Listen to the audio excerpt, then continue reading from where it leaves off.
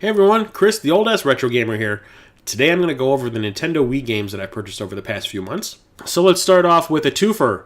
I bought the first game in this series the day that I bought my Wii, and it was one of the reasons why I disliked it as much as I did. That is Red Steel. The game is broken beyond belief. It's a first-person action game where you can not only use a gun, but a sword, and you have one in each hand. And the gun controls, while the aiming is a real bit of a pain, the sword controls are broken.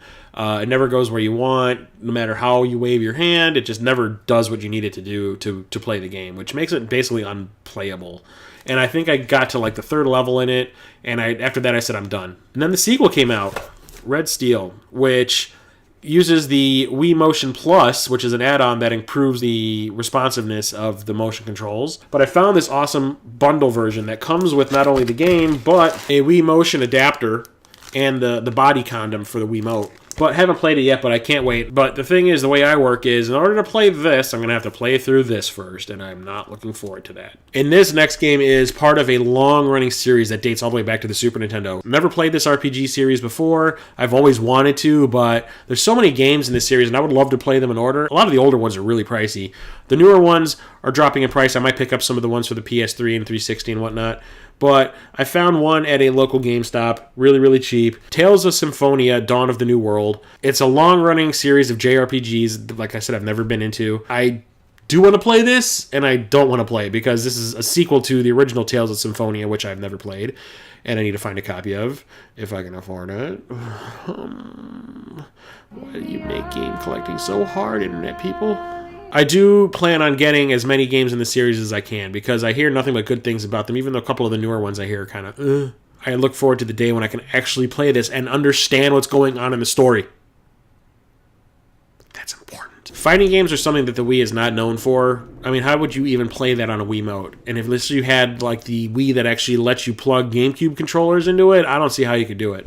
But someone on one of my previous videos where I talked about Wii games suggested I buy this game, and I'd already had it on my radar. I just didn't know if I actually wanted to buy it because I didn't know how playable it was going to be. Tatsunoko vs. Capcom Ultimate All-Stars. I have yet to open it. I just got it, actually. Basically, it's Marvel vs. Capcom, but instead of the Marvel characters, it's Tatsunoko characters, which is an anime company, which made a bunch of animes from starting like in the 70s and 80s, and then they're still making them now. The reason I wanted to get this was because you can play as characters from Battle of the Planets.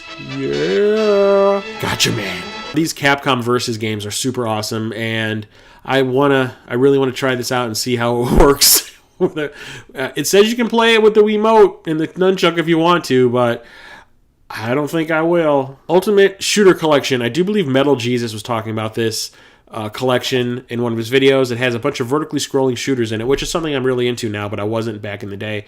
One of the games on this compilation is actually available for the GameCube. That's Chaos Field. The other two are Karos and Radio Allergy. Radio Allergy.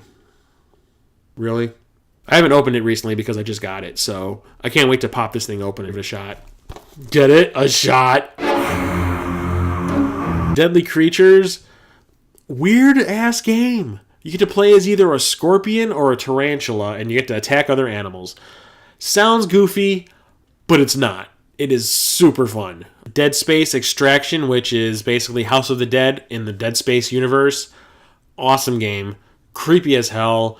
It's just as good as the official Dead Space games in that series. Boy and His Blob, which is a remake of a Nintendo game from back in the day, which I actually owned and couldn't beat to save my fucking life. Damn it! Super awesome. I love the art style in this game. It is like this really cool hand-drawn cartoon animation, and it's adorable.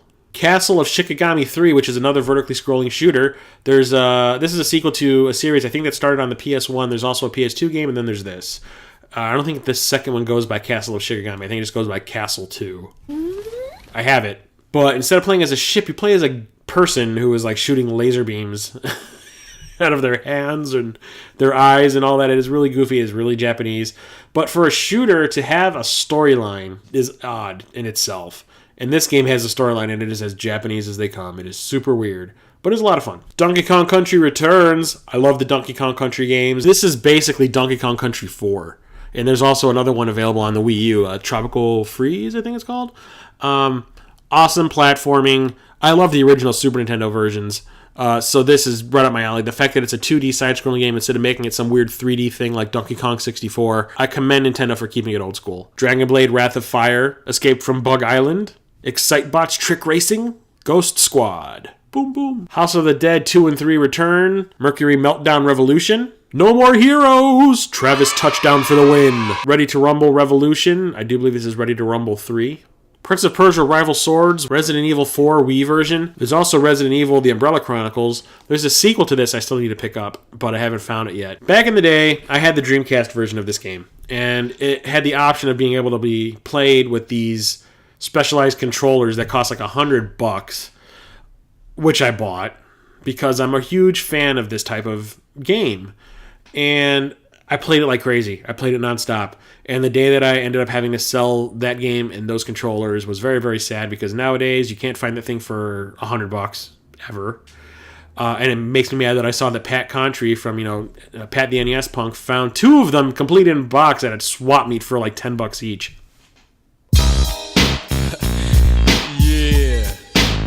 Samba de Amigo. Yeah, I had those Maraca controllers back in the day, and they were awesome. I looked like an idiot playing with them, but whatever. Thing is, the Wii controls work perfectly with this type of a rhythm game. Skycrawlers, Innocent Aces. This is a flight sim from Xseed, which is really, really awesome World War II combat simulator. I love this game. It is awesome. So much fun. And the cool thing is, when I bought it, I didn't realize it, this has a reversible cover.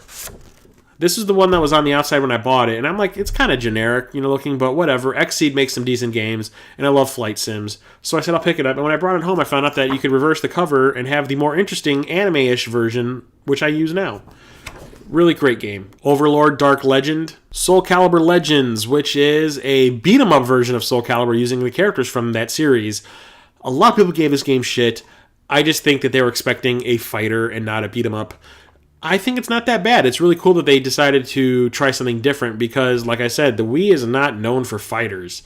I don't know how many games are available on the system that was a flat-out fighter other than like a Mortal Kombat game and that Capcom Tatsunoko game. It makes sense that they would do this. And you know what? It's not that bad. I mean, it's kind of clunky and kind of goofy, but it works and it's fun. Spore Hero. Super Mario Galaxy 2! I found this for $10 at a resale shop called Savers, which I think is a chain of thrift stores. I hear more and more people talking about it. Instead of going to like Salvation Armies and Goodwills and all that, people have been talking about Savers more. I found this in their special section behind the counter where they keep the more expensive things for $10, and I've never seen this thing below $30. So for $10, I was like, yes. I found out why they're selling it for $10 is because there's slight water damage on the cover, but it's not gross. It doesn't change the look of anything. It's just slightly wrinkled. But the cool thing is that it is completely complete. It comes with not only the instructions, the Club Nintendo code, flyer for other games, it also comes with this controller manual, which is kind of cool.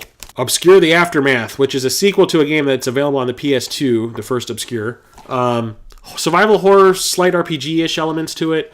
Really, really cool. It's a lot of fun. It's really creepy. The best part of this game, though, is the music. It is done by the Boston String Quartet and the Paris Opera Children's Choir. The choir stuff is amazing. I will not play this until I get the first one, which I need to get immediately. Here's something I never thought I was ever going to be able to pick up at all because I've seen it for super high prices everywhere. And I randomly walk into this media store that I go into that sells used games and movies and CDs and stuff, and I found it in their case for $35, and I've never seen it below $50 before. That's Super Mario All-Stars 25th Anniversary Limited Edition, and this thing is like immaculate.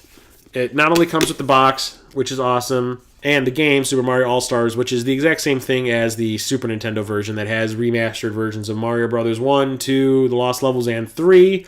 It also uses the Wiimote controls if you want, and a 2-player battle mode, which uses the original Mario Brothers game from back in the day. Not Super Mario Brothers, just Mario Brothers. It also comes with this Super Mario History 1985 to 2010 disc, which comes with a booklet of behind-the-scenes photos and trivia about Mario, which is really cool. It also comes with this soundtrack of all the games, which is pretty awesome.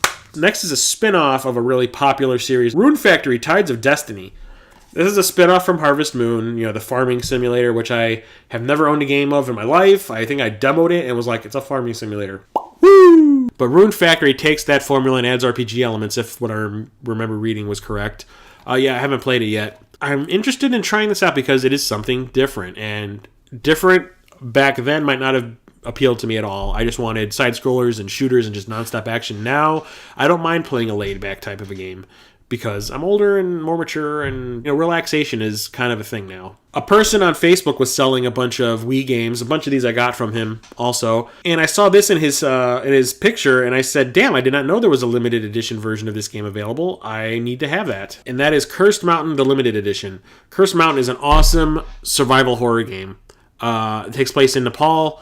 Super amazing. It is creepy as hell. Really, really fun. The controls are great. Story's twisted as hell, but not a lot of people talk about it, which is strange to me because it is an awesome game. I don't understand that at all. I had no idea there was a limited edition version of it floating around, and what's limited about it is that it comes in this awesome steelbook, which I love steelbook versions. It comes with not only the game, but a DVD that shows the making of the game and a soundtrack. If you have not played this game, you need to do so immediately. Calling by Hudson. Survival horror game. It's like a haunted house type of a game. Really cool, really creepy. Awesome. So much fun. I love this game. I think the only one I ever hear people talking about is Ju-On the Grudge, which I need to find, but it's super expensive. It's like $100 now. I was refusing to buy this unless I can find it complete in this big bundle that it originally came in and not just the game itself. That's Mario Kart for the Wii. And the big-ass bundle that comes with the steering wheel adapter for the Wiimote.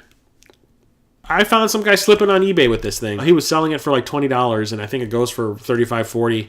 So I wasn't going to pass that up. It's totally complete. Comes with the steering wheel adapter, which I have two like off-brand ones that I use, so I don't have to dirty this one up because it is pristinely white. I played this nonstop. I played this for about a month straight. I unlocked everything. Everything.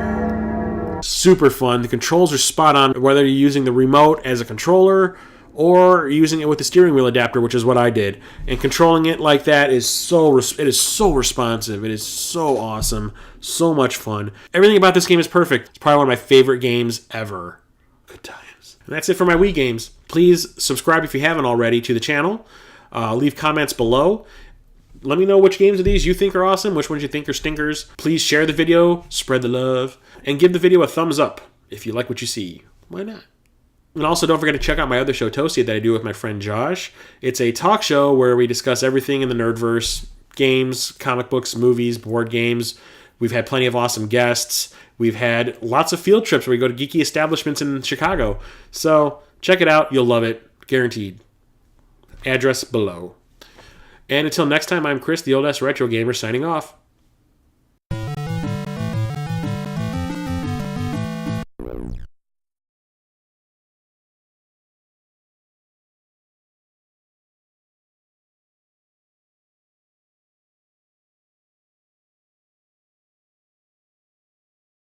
The fact that motherfucker